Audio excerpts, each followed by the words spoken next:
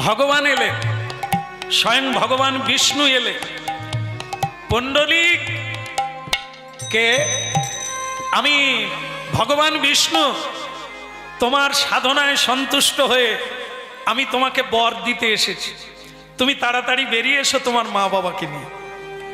সে তখন বলছে, এখন সময় নাই, আমি গুরু সেবা করছি, দরকার হয় পরে আসুন। হরিবল হরিবল। গুরু সেবা কি জিনিস?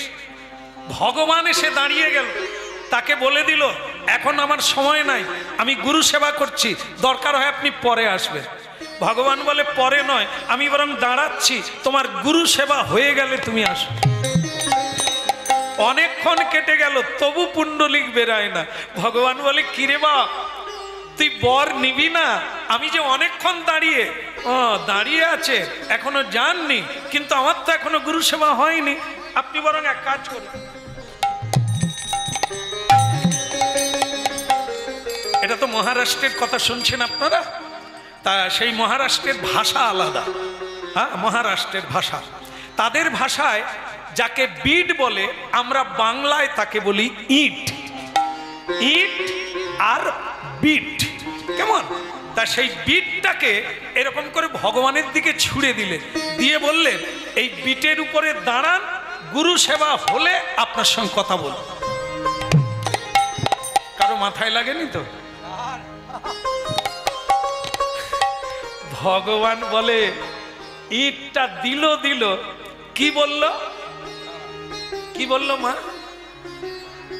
দাঁড়, সে তো দাঁড়িয়েই আছে, তাহলে ওর বলা উচিত ছিল ইটটার উপরে বসুন, পরে দেখা করবো না। সে বলে দিল, ওইটার উপরে দাঁড়ান, পরে দেখা করব। ভগবান যে ভক্তের বশীভূত, ভক্তাধীন ভগবান, এর লীলা শুনুন।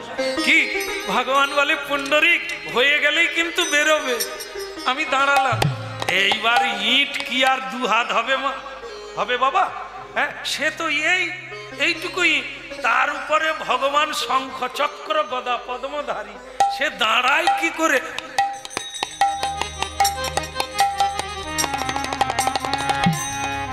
খালি এদিকে পড়ে ওদিকে পড়ে, আবার নামতেও পারে না, দাঁড়াতে বলছে। কথা রাখতে হবে। দেখেন, আমরা কথা রাখিনি। মায়ের গর্ভে বলেছি হরিনাম গাইব, বেরিয়ে বলি তুই কে রে? আমার মা আছে, বাবা আছে, বউ আছে, বাচ্চা আছে, তুমি কে? ভগবান বলে, আবার দেখা হবে, আবার মরবি, আবার গর্ভে ঢুকবি, আবার কথা হবে। তাহলে আমরা কথা দিয়ে কথা রাখি না, কিন্তু ভগবান ইটে দাঁড়াতে বলছে তো দাঁড়িয়ে আছে।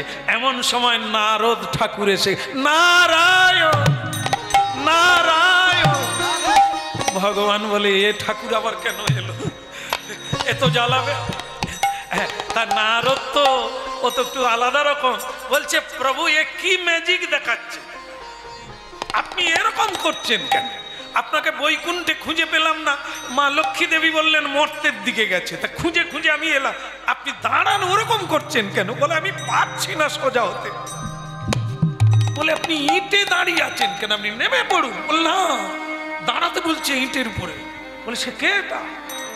বলে, পুণ্ডলী, গুরু সেবা করছে, এখন সময় নাই, তাই আমি দাঁড়িয়ে আছি, দেখা করব।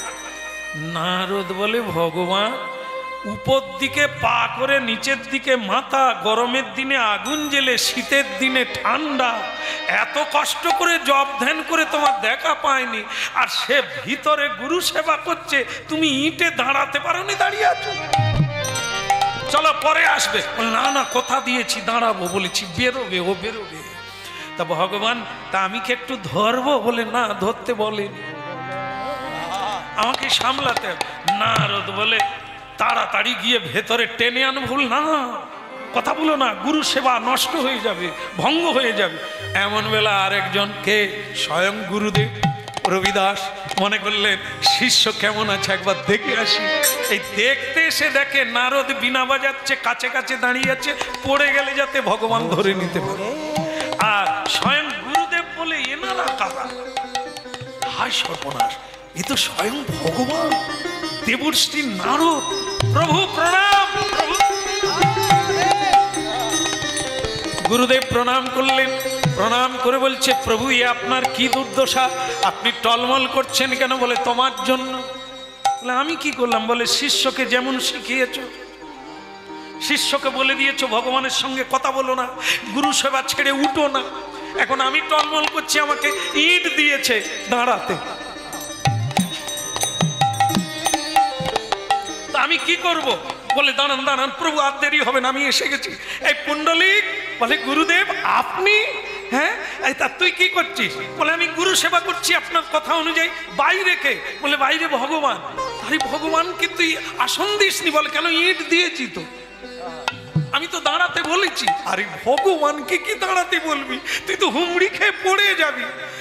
প্রভু আপনি বলে দিয়েছেন গুরু সেবা ছেড়ে যেতে না, তাই আমি ধরে বসে আছি। এখন তাহলে কি করব? আগে চল, চল নিয়ে তুই চল, আগে দৌড়ে চল, গিয়ে ভগবানের চরণে গিয়ে ক্ষমা চাইবি, চেয়ে উনি যা বলবেন তাই করবি, ঠিক আছে? বলে ভগবান বিষ্ণু কি। এসেছিস পুণ্ডলী, বল বাবা, বল বাবা আমি কি দিতে পারি তোকে, বল, দিয়ে চলে যাব। তুই এত সাধনা করছিস গুরু সেবা, আমি সন্তুষ্ট, বল তোকে কৃপা করে চলে যাই। সে বলে, পুণ্ডলিক বলে, প্রভু একান্তই কি দেবে? বলে আরে দেবো বলে দাঁড়িয়ে আছি কদিন, তুই তো গুরু সেবা করে কাটিয়ে দিবি, বল তুই কি নিবি? বলে আপনি যেরকম দাঁড়িয়ে আছেন ওই রকমই দাঁড়িয়ে থাকুন। এইবার তো লক্ষ্মী আসবে বোধ হয় খুঁজে খুঁজে। আরে ভক্ত, তুই যদি, আমি এখানে যদি থাকবো তাহলে বৈকুণ্ঠে যাব কি করে? এত ভক্তকে দর্শন, বলে আমি বুঝি না, তুমি যেমন বলেছো যা চাইবো তাই পাবো, তাহলে যেরকম দাঁড়িয়ে আছো ওরকমই দাঁড়িয়ে থাকো। বলে কেন তুই এরকম চাইলি কেন? বলে আমার মা বাবা আপনাকে দেখবে। বলে তারপরে চলে যা। বল না, এই পৃথিবীর মানুষ যারা জন্ম নিচ্ছে তারা আবার বাইরে আসবে, তারা আপনাকে দেখবে, আপনাকে অপেক্ষা করতে হবে না। ভগবান বলে তাহলে তারা জন্ম নেওয়ার পর দেখে নিলে চলে যায়। বল না, আরো যারা জন্ম নেবে তারা দেখবে কি? অতএব যতদিন চন্দ্র সূর্য থাকবে ততদিন ওইভাবেই দাঁড়িয়ে। নারদ বলে, ঠাকুর ফাঁদে পড়ে গেছো, আর পালাবার উপায় নেই, এখন আর কি করবেন বলেন? হ্যাঁ বলে দেন, আর উপায় নেই। ভগবান বলে তথাস্তু।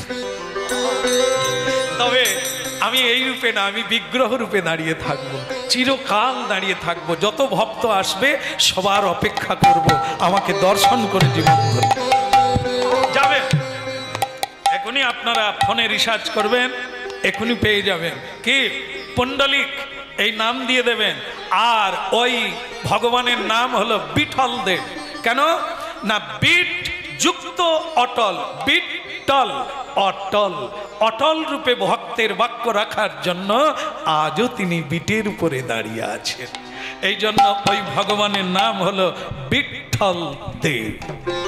লক্ষ লক্ষ মানুষ লাইন দিয়ে অপেক্ষা করে এই জাগ্রত জীবন্ত ভগবানকে দর্শন করার জন্য। নিতাই গৌর হরিবল। আপনারা ভালো থাকুন, মঙ্গলে থাকুন।